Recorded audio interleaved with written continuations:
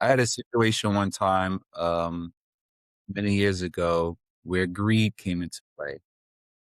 A friend of mine actually called me and said, "Hey, I have an off-market deal, and it's a property management company that owns it, and they're just looking to get dump it and get rid of it. They're going out of business. Now, how much can you get me the deal for? 45,000. What?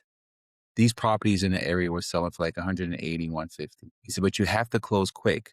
Can you close in 2 weeks? I was like, sure. I'll wire the money tomorrow. If we have clear title, we'll wire the money right away. So I left a deposit, went under contract. I knew that as is, the house was worth 180, right?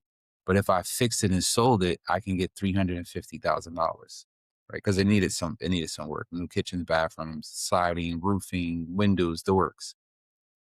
So the greed kicked in, and title came back clear, and I wired the money. What I didn't do was my environmental due diligence. And when we finally closed and we went back and said, "Oh, well, let's go do the steps that we usually do," we found out that there was contamination on the property. So the previous seller pulled the tank out from the ground illegally. The city caught him, but there was nothing flagged in the city records because we actually looked at the city records, open permits or whatever. They flagged it and they had a soil test, and the remediation was $180,000. Yeah. So trying to be fast, not following the steps, rushing, greed. It was $180,000 remediation. So I wound up sitting on that property for about 5 years, and I found another company to do the remediation for under 100,000, and I was able to sell the property for 475,000 because by that time the market had increased. And this was like during after COVID where the values were like so crazy.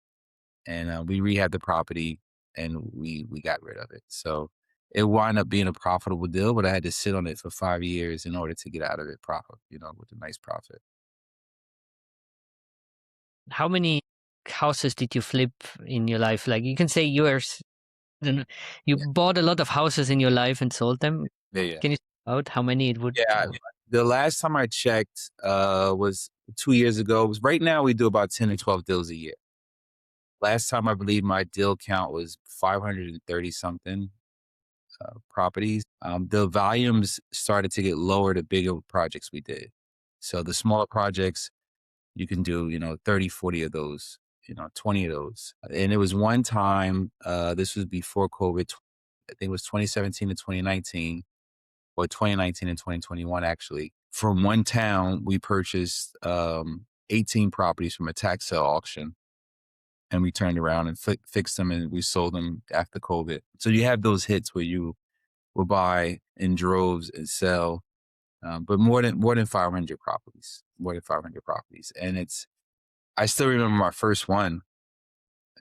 I have friends of mine who do 300 a year, consecutively, but these are smaller houses, right? So everywhere in the U.S., price points are different. You may be in a rural area in Pennsylvania where the value is $80,000. So those type of houses I can do 500 a year, because they're smaller houses, they're quick, you know. But Mhm. then as you go to more areas like in the city where they're more expensive, medium home sale price where we are is 650. So if you're selling houses for 2.5 million, it's hard to do 50 of those a year.